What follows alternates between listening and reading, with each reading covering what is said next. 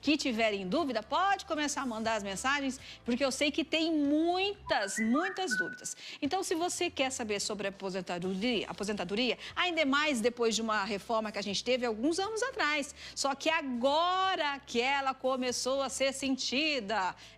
Então, se você busca aí tá se aposentando, você quer se aposentar e tem muitas dúvidas, calma, sabe por quê? Porque eu vou trazer agora aqui uma especialista que vai falar com a gente e vai explicar todos esses detalhes. Inclusive, presta atenção, inclusive para você que está me assistindo aí agora, que passa a lida inteira dentro de casa, ralando, faxinando, cozinhando, arrumando o controle de estoque, cuidando dos cachorros, sendo motorista dos filhos, sim, você também pode se aposentar. E quer saber como? Vem aqui, Palomara, para a gente explicar para eles como que elas vão poder se aposentar também.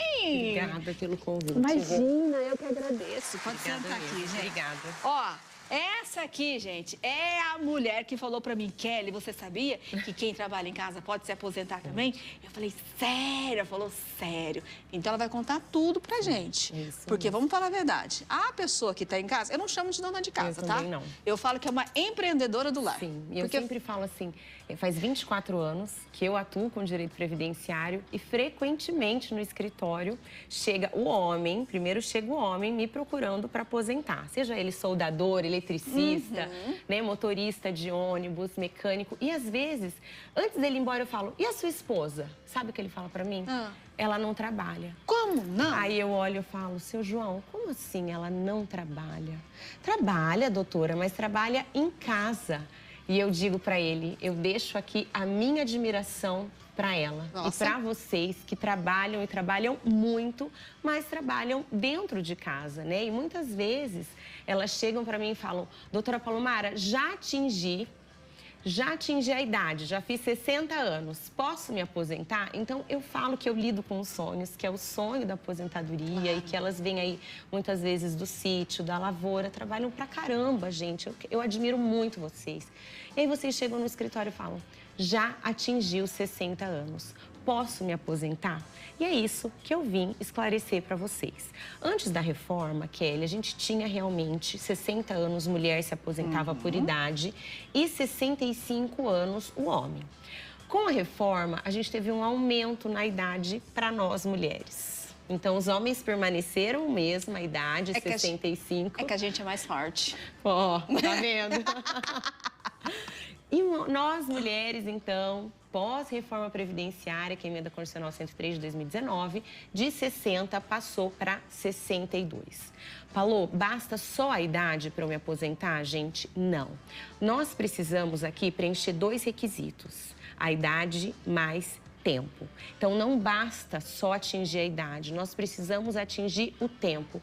Quanto tempo, pessoal? 15 anos de contribuição. Mas, Palomara, eu que sou dona de casa, como é que eu vou me aposentar? Então, eu oriento vocês, pedir aí para o esposo, para os filhos, comprar um carnezinho, né, que a gente chama de GPS, é um carnezinho laranjadinho do INSS, para que vocês comecem a contribuir todos os meses, seja 20% do salário mínimo, 11 ou 5 para baixa renda. Entendi. Palomara, eu já tô com 65 e não tenho nada de contribuição. Posso pegar um gancho? Pode. Sabe por quê? Porque é a pergunta da Evanilda Reis. Sim. Olha só, eu quero saber, minha cunhada não contribuiu. Isso. Ela é do lar, ela consegue se aposentar, ela tem idade de 65 anos. E olha só o que ela falou. Ela contribuiu um pouco, um pouquinho, mas depois que casou não pagou mais. Olha só, perfeito, dona Evanilde. Evanilda. Dona Evanilda, boa tarde, obrigada pela sua dúvida. Vamos falar um pouquinho então da situação da sua cunhada. Trabalha e muito, mas a partir do casamento ela passa a trabalhar só em casa sem contribuição. Eu tenho boas notícias para vocês, tá? Existe sim a possibilidade de uma aposentadoria que a gente chama de híbrido. Híbrido é mistura, eu consigo misturar período de cidade com período da roça. Por que que eu já falo com essa certeza? Porque essa geração veio da lavoura. Sim. 90% dos nossos pais, né, dos nossos avós, e eu palestro sobre isso o Brasil todo, eu falo que falar do segurado especial, que é o lavrador, é honrar os meus antepassados também. E existe sim, avisa sua cunhada, presta atenção. Se antes do casamento ela cresceu na roça com os pais, independente se o sítio era do pai ou não, eu consigo atingir esses 15 anos somando o que ela tem de contribuição com a lavoura.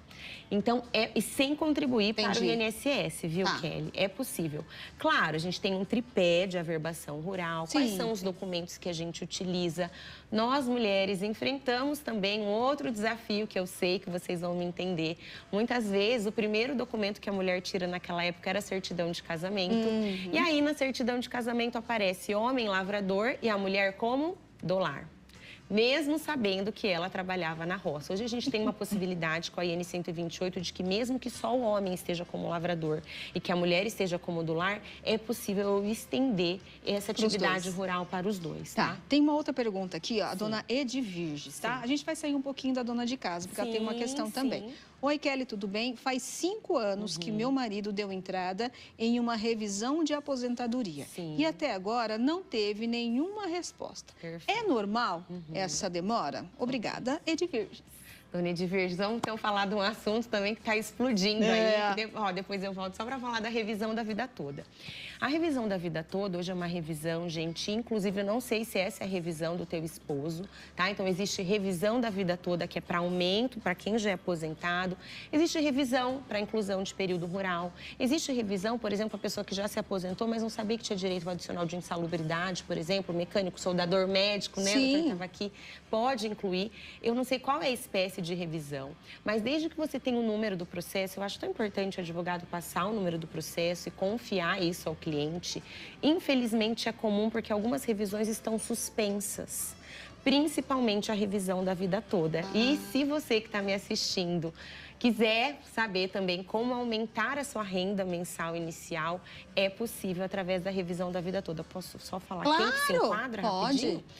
Vocês que estão assistindo, então, quem é que é beneficiário da revisão da vida toda? Foi quase que final de Copa do Mundo a votação, né, lá no Supremo, porque um ministro votava a favor, o outro votava contra. Aí 2-1. E na Copa do Mundo... Aí 2-2, gente, foi a Copa do Mundo Previdenciário. Olha e aí, só. A ministra Rosa Weber votou no final a favor dos aposentados. Então, a revisão da vida toda está aprovada, vírgula. Porém, o INSS embargou. O que quer dizer isso, tá, Palomara? Quer dizer que a gente está aguardando uma outra decisão. Mas só para vocês entenderem quem é que pode ser beneficiado pela revisão, Kelly. Até vocês conhecem aí os pais de vocês, quem está aqui.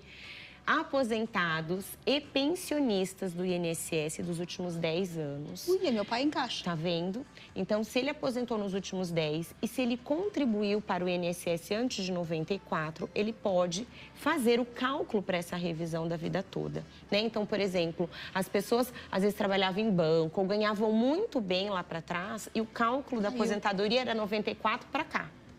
Então, o INSS pega as contribuições de 94 e simplesmente desprezava as anteriores a julho de 94. Com a revisão, eu falo, pera lá, vem aqui também as contribuições antes de julho de 94.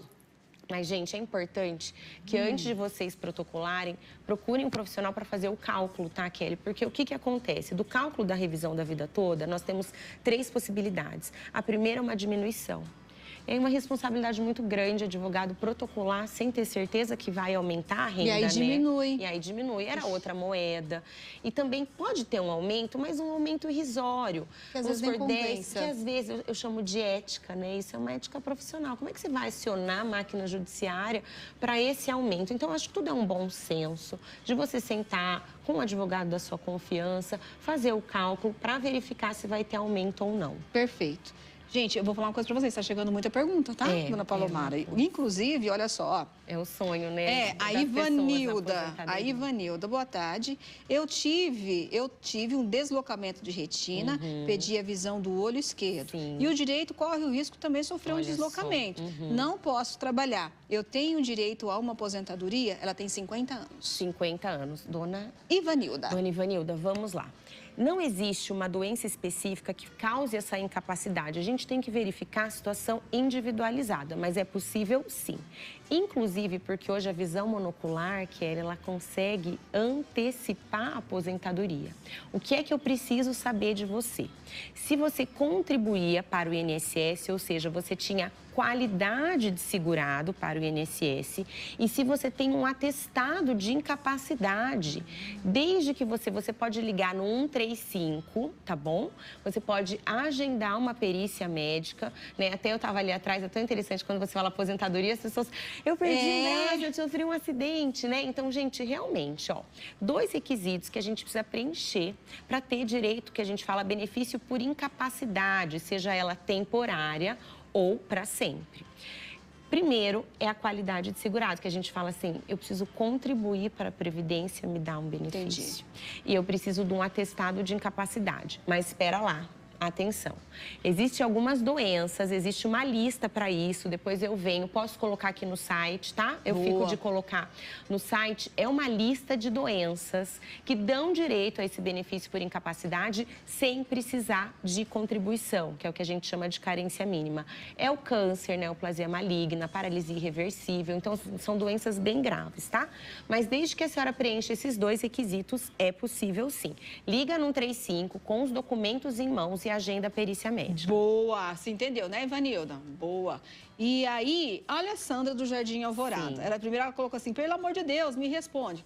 Vou responder. Ó, Kelly, eu pago carnê como autônoma no código 1163. 1163, perfeito. Já tenho 15 anos de contribuição, mas ela tem 55 anos de idade. Quando ela vai se aposentar? Ai, muito legal. Eu gosto disso, que eu falo que é um quebra-cabeça. Então, ela já tem 55. Vamos lá. O primeiro requisito, que é o requisito tempo, ela já preencheu, não foi? 15 anos. O requisito idade, ela ainda não preencheu, que é 62. Mas existe a possibilidade de uma aposentadoria por tempo de contribuição, que seria essa que a gente também pode vir falar depois, que é para quem cumpriu o direito adquirido antes da reforma. É possível a gente acionar tempo, né? Seja período de lavoura, período sem registro em carteira, período com adicional de insalubridade.